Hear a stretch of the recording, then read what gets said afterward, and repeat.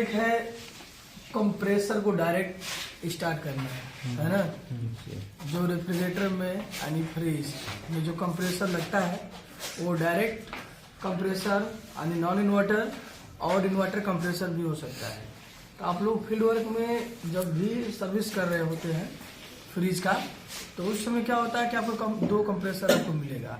Compressor को देख लेते हैं कि ये कंप्रेसर इन्वर्टर वाला है कि नॉन इन्वर्टर है।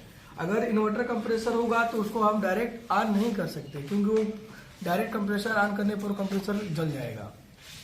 और इस चीज़ को बारीकी से ध्यान देते हुए आप लोग उसके कंप्रेसर पर जो लिस्ट लगी होती है, उसमें जो डाटा उसमें लिखा गया होता है, उस डाटा को आप लोग रीड करोगे और उसको देखने के बाद पता चल जाएगा कि ये इन्वर्टर है कि नॉन इन्वर्टर है। पीसीबी प्लेट के माध्यम से इन्वर्टर कंप्रेसर चलता है और इसमें किसी प्रकार का कोई पीसीबी प्लेट के माध्यम से नहीं चलेगा। इसमें रिले और ओएलपी के माध्यम से कंप्रेसर चलेगा।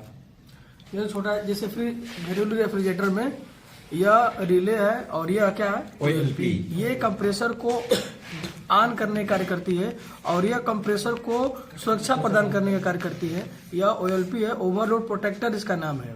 और ये 80 से 85 डिग्री सेल्सियस पर ट्रिप पर जाती है, ठीक ना। यह किसी एक सप्लाई को कट ऑफ कर देती है, डायरेक्ट कट ऑफ कर देती है और डायरेक्ट ऑन भी करती है, ठीक है जी सर। और ये रिले है, 2 पॉइंट यहाँ पर निकला हुआ है। यह टर्मिनल पिन इसका है, यहाँ सप्लाई देंगे और यहाँ से दोनों रन स्टार्ट पर जाएगा। और यहाँ पर ओएलपी यहाँ पे सप्लाई देंगे, यहाँ से इसको कॉमन पे सप्लाई देगा। इन 3 पिनों में आप देख सकते हैं, ये 3 पिन है, इसमें रन स्टार्ट कॉमन है। अभी इसको रन स्टार्ट कॉमन कैसे पता कर सकते हैं, उसको कैसे सप्लाई देंगे, उसको ध्यान से देखेंगे हम लोग। जैसे हम सीरीज बोर्ड ले लेंगे, सीरीज बोर्ड का मल्टीमीटर, ठीक ना, मल्टीमीटर है। मल्टीमीटर का ये ब्रजर रेंज पर सेट करेंगे, ठीक। मल्टीमीटर का पॉइंट ब्रजर रेंज पर सेट करने के बाद हम लोग कंटिन्यूटी अब यहाँ से चेक करेंगे और रेजिस्टेंस, ठीक। पकड़ लो इसको।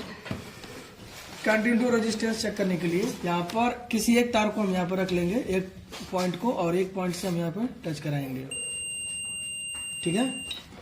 एक मिनट इसका फ्लैश ऑन करिए, बोलना नहीं है। जैसा कि हम किसी एक पिन पर रखकर और इस पर रख के चेक करेंगे ऐसे, और इसका जो रीडिंग है 23 बता रहा है। अब इसको इस पॉइंट से चेक करेंगे, इसका जो रीडिंग है 29 बता रहा है। अब इसको जो है इन दोनों नीचे वाले पॉइंट पर रख के चेक करेंगे और इसका जो है लगभग 52 बता रहा है ना। जो इन दोनों पर ज्यादा बताया ना, 52 बता दिया है, तो इन दोनों पर जिस पर ज्यादा बता दिया वो रन स्टार्ट हो जाएगा। और ऊपर वाला पिन क्या हो गया, कॉमन हो गया। अब कॉमन से जब चेक करेंगे, जिस पर कम बताएगा वो रन होगा। ये 23 बता रहा है और यहाँ पे कितना बताया है, 29 बताया, तो 23 वाला रन हो गया। और ये क्या हो गया, स्टार्ट। ये जो ऊपर वाला है कॉमन है, राइट साइड में जो है वो रन है और लेफ्ट साइड में जो है स्टार्ट, ठीक ना। ये कंप्रेसर का टर्मिनल पिन हो गया। अब इस टर्मिनल पिन पर हम रन स्टार्ट कॉमन पर सप्लाई देने का कार्य करेंगे, ओके जी, ओके। तो यहाँ पर देख सकते हैं आप लोग, हमने रन पिन पर लगाया है, स्टार्ट पिन खाली है और कॉमन पिन पर न्यूट्रल के सप्लाई देने के लिए हम ब्लैक वायर से लग दिया। फेस यहाँ पर फेस सप्लाई जाएगी, यहाँ पे न्यूट्रल सप्लाई जाएगी और ये रन स्टार्ट वाली पिन खाली रहेगी। उसी से हमको स्टार्ट कराना है, रन से स्टार्ट को क्या करना है, स्टार्ट कराना है।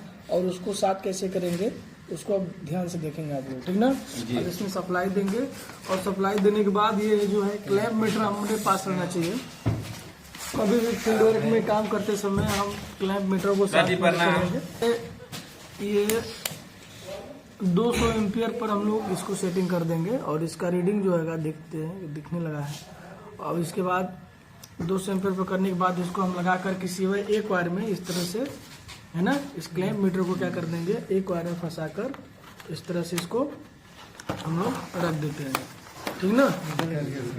निकल गया है तो लग जाएगा। एक वायर फंसाकर क्या कर देंगे, रख देंगे।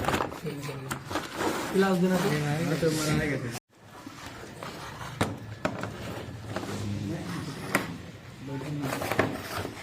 ठीक।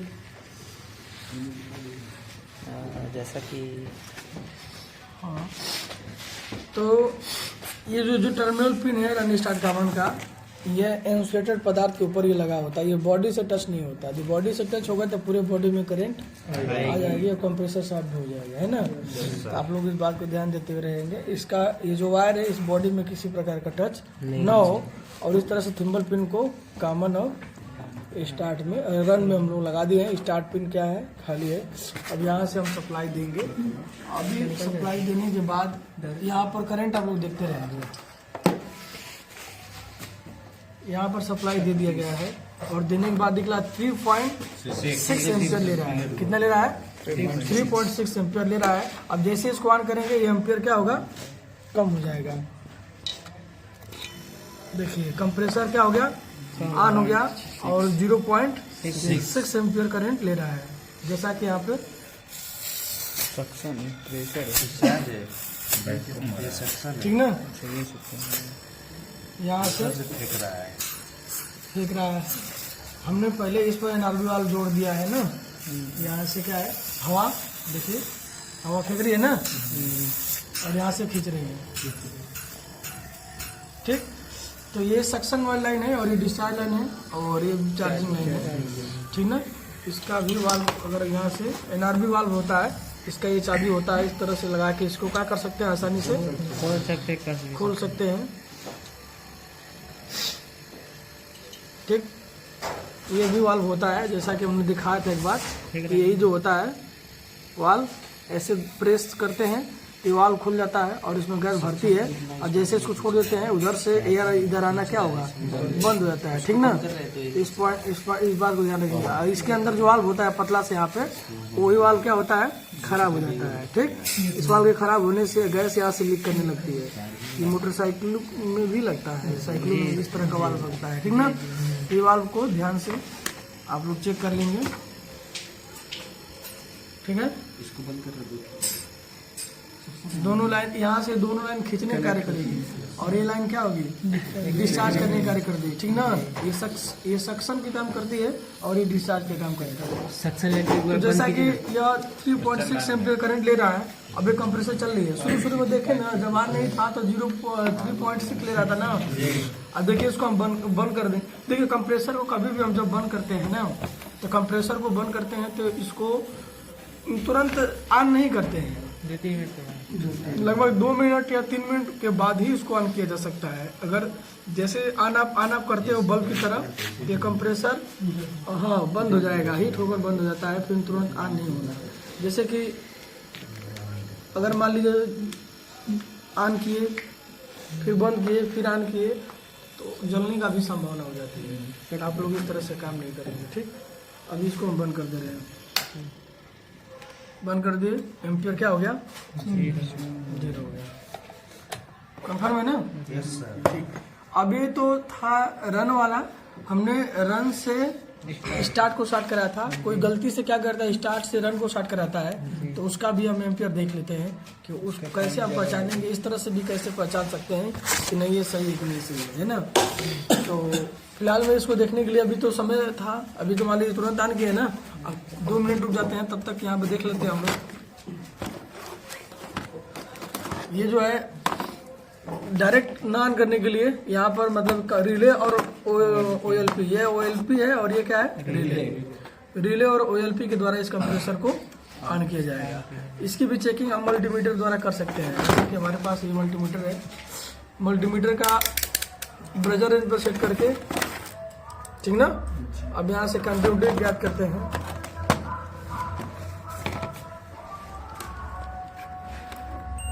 ब्रजर बज रहा है। रिले का ये जो इनपुट है, यहाँ पे एक पिन रख देंगे, ठीक, और एक पिन इन दोनों में बारी बारी से रखेंगे। बज रहा है, इस पर भी बज रहा है। ये रिले क्या है, सही है, सही है। OLP चेक कर लेते हैं। OLP का ये टर्मिनल पिन इनपुट है और ये क्या है, आउटपुट है। तो जैसा कि हम देख रहे हैं इनपुट से आउटपुट ये भी क्या है, सही है। OLP जो है कंप्रेसर को सुरक्षा देने कार्य करता है ना। ये हीट होकर ट्रिप कर जाती है और रिले कंप्रेसर को ऑन करने का कार्य। ये भी OLP है, इसको भी चेक कर लेते हैं। ये भी क्या है, सही है। यहाँ पे एक रिले है,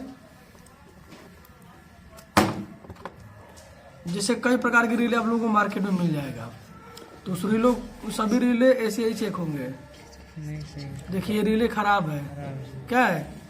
ऊपर वाले सर जी एगो में बताएगा, एगो में नहीं बताएगा तो अच्छा बता रहा ठीक ना। बता रहा वो ज़्यादा ये रिले खराब हो चुका है, ये रिले सही है हम लोगों का। इस रिले के द्वारा इस कंप्रेसर को क्या किया जाएगा? ऑन किया जाएगा, ठीक ना। और फ्रिज में लगने वाला ये थर्मोस्टेट है, थर्मोस्टेट को भी हम आसानी से चेक कर सकते हैं। इसका थर्मोस्टेट जो होता है फ्रिज में अधिक कूलिंग हो जाने पर, जैसे ज़्यादा बर्फ जम जाता है कूलिंग कॉइल पर अंदर की तरफ, तो उस समय यह कट ऑफ कर देता है।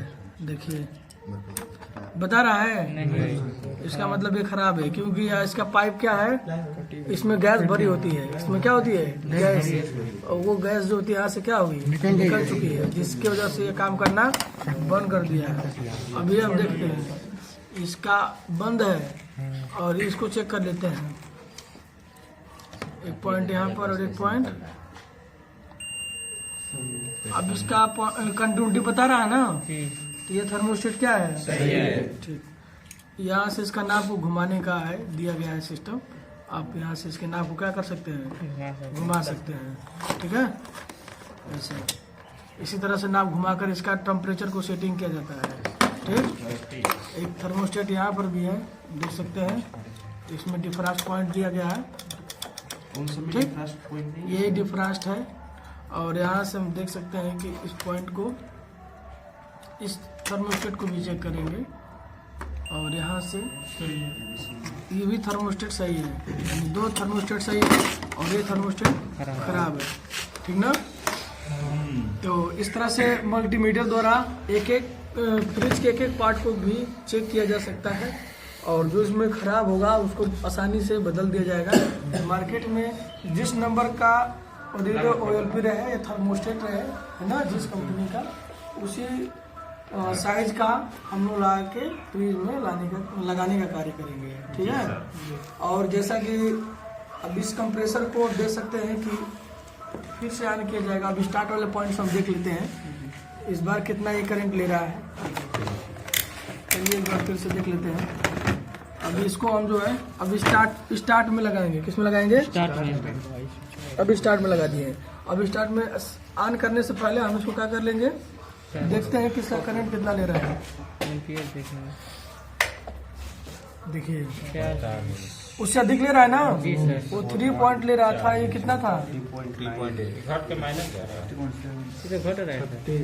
रहा है ना, बढ़ भी रहा है, घट भी रहा है, घट रहा है, और ही घटेगा, चालू हो रहा है, लग रहा है धीरे इसकी क्षमता घट रही है ना जी, लेकिन इसमें रुक गया 30 इसमें ना घट रही है। रन पे लगाए थे, नहीं,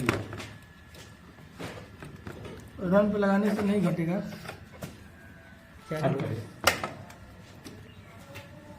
देखिए 3.3 है ना, उस पे 3.0 और उसमें 3.0 निकालिए, इसमें लगा लेंगे, देखते हैं इसको शॉर्ट करेंगे, इसमें क्या रिस्पांस मिलता है। जले या कराइए 60 जी डायरेक्ट हट जाओ कंप्रेसर के पास। भाग रहा है इसको ले सटा दीजिए ना। तो जैसा कि उसको कहाँ से धुआं निकला, इस पर लोड ज्यादा ले रहा है ना, 1 पॉइंट निकाल दीजिए। अलग तरह का इसमें पंपिंग क्रिया हो रहा है, और इस तरह से आप कंप्रेसर को चलाने का कार्य नहीं करेंगे, है ना। इसमें देखें कि 1.7 एम्पियर ज्यादा एम्पियर ले रहा था कि नहीं ले रहा था, और उसमें 0.6 एम्पियर ले रहा था।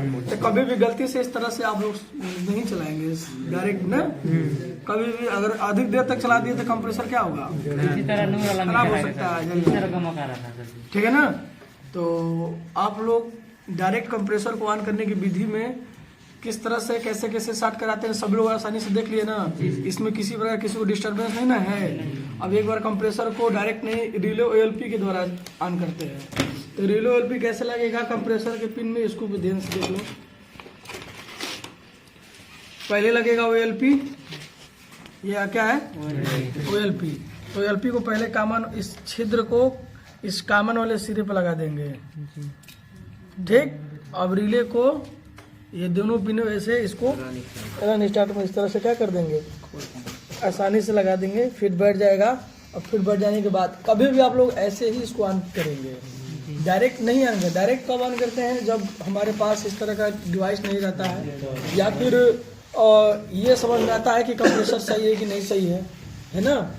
जब लास्ट पॉइंट हम लोग को बचता है, लास्ट ऑप्शन यही है कि कंप्रेसर को डायरेक्ट चेक किया जाए, वो भी नॉन इन्वर्टर कंप्रेसर को। इन्वर्टर कंप्रेसर को डायरेक्ट नहीं ऑन किया जाएगा, ठीक ना, बस में ना, क्योंकि इन्वर्टर कंप्रेसर को डायरेक्ट ऑन करेंगे तो वो जल भी सकता है, जल भी जाएगा, ठीक, क्योंकि वो पीसी प्लेट के माध्यम से सप्लाई दे देता है। जैसा कि हम इसको इस पिन में लगा देंगे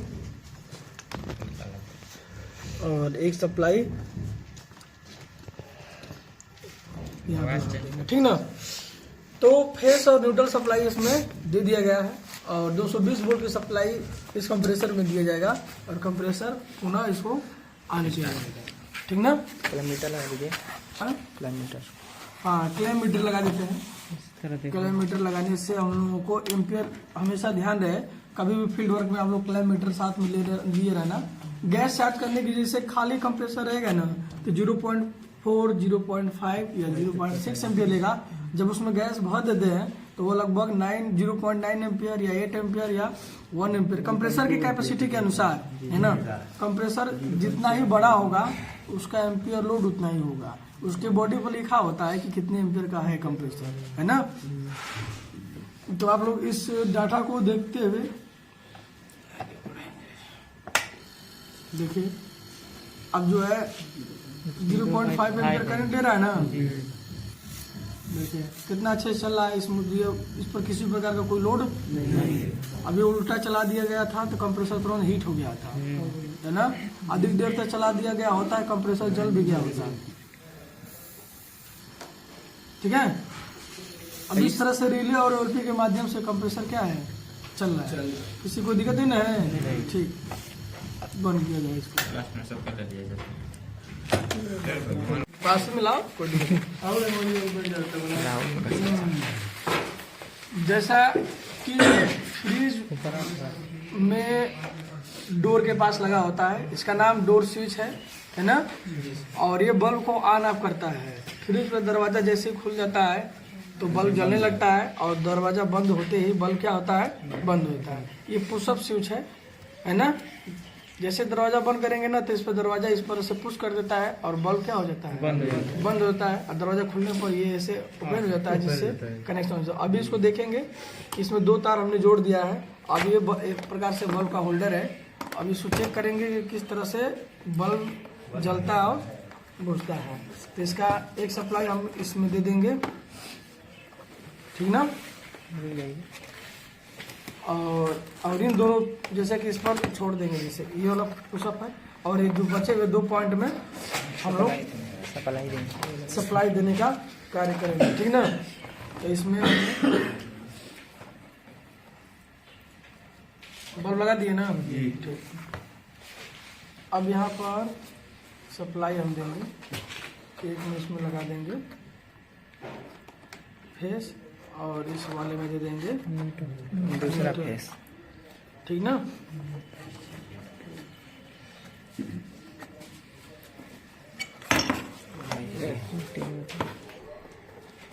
बचा है ना, चोट नहीं लगी उसे, चेकिंग हो जाएगा, ठीक। अब यहाँ पे हो गया। अब इसको सप्लाई देने का कार्य करेंगे। बल्ब ऑन हो गया ना। अब यहाँ से इसको दबा के देखिए, बंद हो गया ना।